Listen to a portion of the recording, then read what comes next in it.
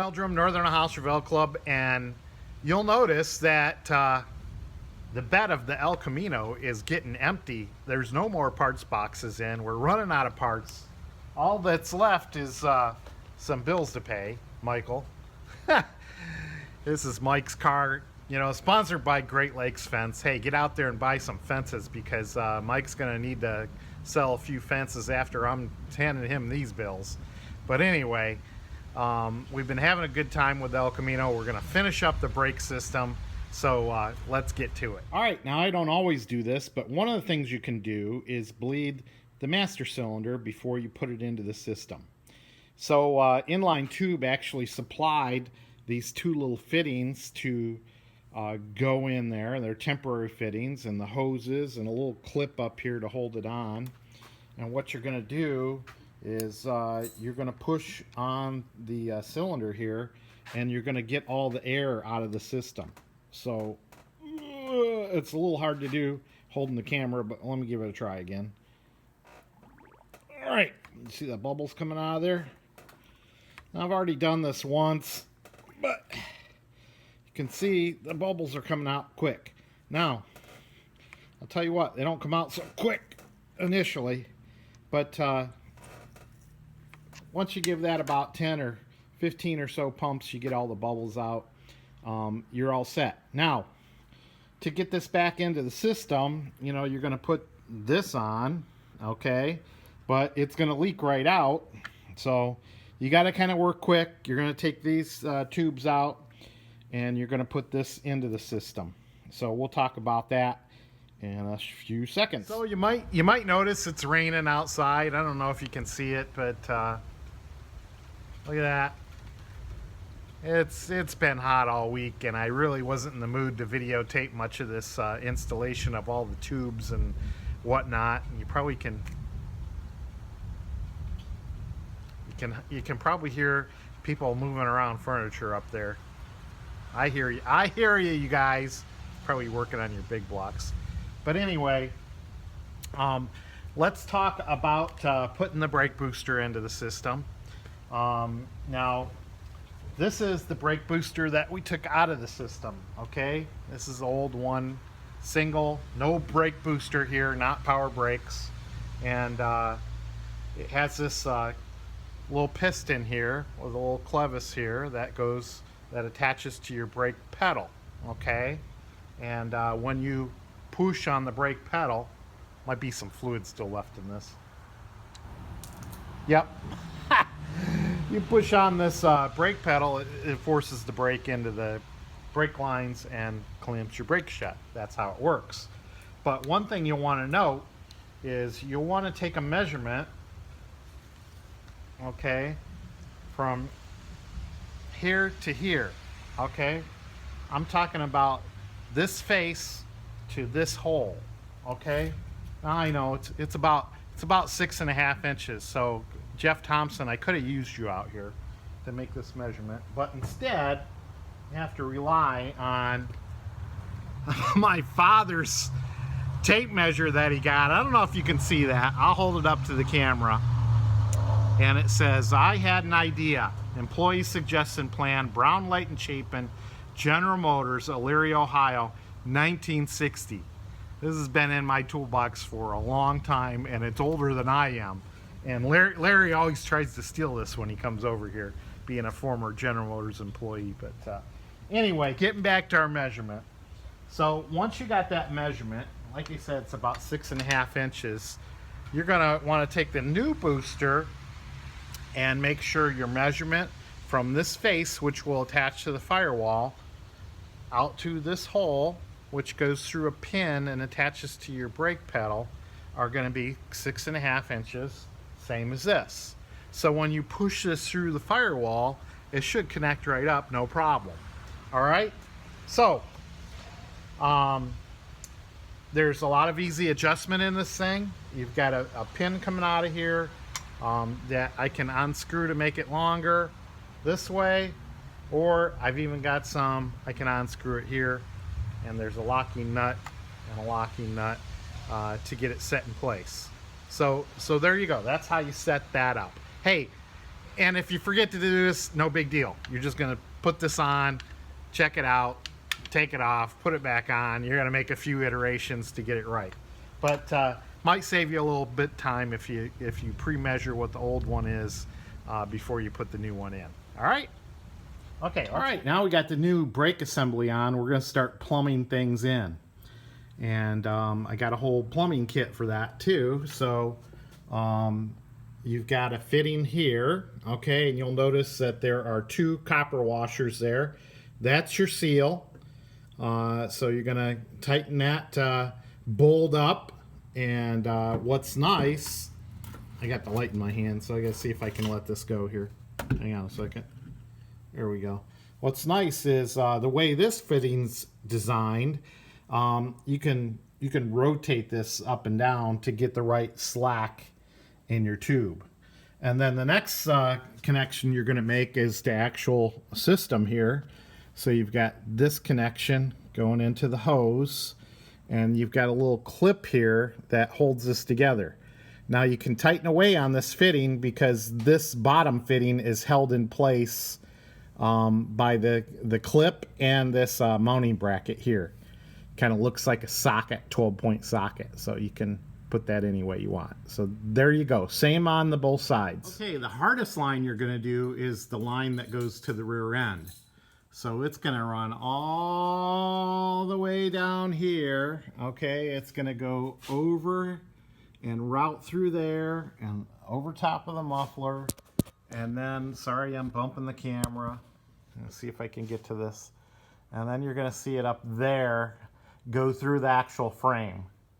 And then it goes to a hose, and then we're going to swing around here, and you have 2 lines that go out to the brake cylinders in the back here. So the line going down this frame rail is challenging when you have a muffler system and all that good stuff, but it's doable. You know, you don't have to have the body off the frame to do this brake line. And Dan Hale, I bet you're proud of me. Look at all these zip ties. That's the actual fuel return line. So the brake line is on the clips. There's different clips through here. See one there. And then I just zip tied the return fuel line, which you'll see goes all the way back. I know we're not talking about fuel lines, but that goes back to the new sending unit I put in last week. So it looks like I still got a little clip there to move into place. But now you got supply and return. So there you go. There's your brake lines. All right, we're going to skip ahead. I'm not going to show you all the nuts and bolts you need to put together. You'll figure it out.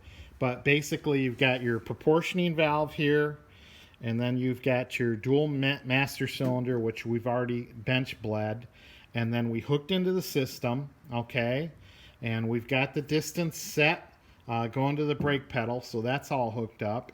And then if you look way down there, I don't know if you can see it, it's kind of shiny brass looking between the, there it is. There is a distribution block where you will separate yourself from going to the proportioning valve to the front brakes, left and right, and then one rear brake. And then it splits at the rear axle. So what I did was I got it all hooked up last night. I filled this up, and then I went around, checked for leaks, and I think I got all the leaks, and I went ahead and let the car set overnight. So I came back from work today, no leakies on the floor, so we're good to start bleeding the brakes, which, thank goodness, we've got Sue Hamilton to give us some instructions on that. Take it away, Sue. Hi, Mark. Sue Hamilton here. I wanted to give you the instructions that I use when I help Dave with the brakes, or that he tells me to do. I get in the car, I sit down, and I pump the brakes. 1, 2, 3, hold. 1, 2, 3, hold. 1, 2, 3, hold. And I get out. That's how I help Dave with the brakes. Hope that helps you, buddy. Love you. Bye. All right, what was going on while Sue was pumping the brakes is Dave was probably underneath the car. Well, I know he was underneath the car. And what he was doing is he was loosening up this bleeder screw here, okay? So the fluid's coming in, and what you're doing as she pumps, she's pumping the air out of the system. Now, you want to start all the way on the passenger side at the rear of the car, because that's the furthest that the fluid has to travel. Okay, it's going to come down the frame, right above the pumpkin there, and then out to the system here. And then you're going to go over to this side, and Sue's going to do the same thing. She's going to pump, pump, pump, hold, and Dave's going to have that open. And when he says hold, he's going to tighten it back up. Okay, so you're going to work your way to the shortest distance, which means we will go up here to the front side, and we'll start on the passenger side over here. Same thing going on. I know I don't have any light up there, but you can see that shiny bleeder screw on the top of the disc assembly. And then you're going to go over to the other side. So there you go. Once you get that done, you'll be good as gold. All right, so there you go. That's how you bleed the system out. And hopefully you get the car started back up, and you'll have that power brake booster hooked up to the vacuum. Don't forget to do that. I didn't show you that, but couple things they didn't like about this system from Right Stuff is one, you know, like I said earlier, this is built for a 14-inch wheel, so that part was cool. All that worked out good. But I don't like the fact that they mixed in some metric bolts or nuts in here and the bleeder screws. So in the front there, the bleeder screws are number 10, and that number 10 is elusive.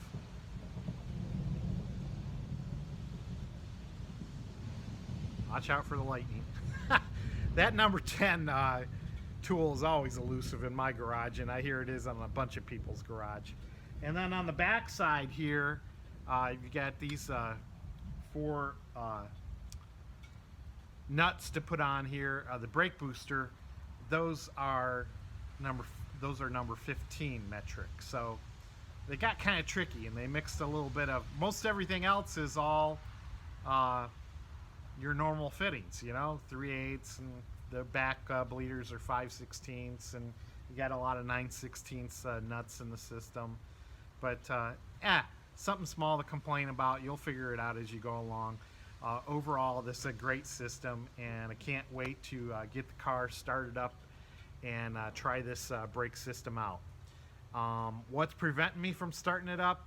Still waiting on that electrical harness. Matter of fact, I had to cancel the order. I got so pissed at the vendor, and I searched and searched and searched and found National Parts Depot down in Florida already had a wire and harness made up. Now, my harness is a little bit different because I'm putting HEI in here, so I wanted a system that would work with the 66 Chevelle El Camino big block with gauges with HEI, and they do make a harness for you guys converting. So it just took me some looking around to finding one. The vendor was sending me notes every once in a while, great while, saying that this COVID epidemic has shut down the manufacturing facility, and they can't get the wiring harness. Well, hey, then I gotta go searching for somebody that had it on the shelf. Found somebody. So Monday we should have a harness, and we should have this car started up, truck, whatever you call it, and do some test drives. All right? So there you go. It's probably going to be a light weekend from Meldrum's Monster Garage. You won't see too much. But I've got to get the newsletter out for the Northern Ohio Chevelle Club. So you guys that are sending me something better send me something, please. I want to get that out of the way. So when the first rolls around, all the members have something to hear, something from a different perspective. You're always hearing from me, so you need to hear from the rest of the club officers and people who contribute to the newsletter. So there you go. That's about it. Have a great weekend.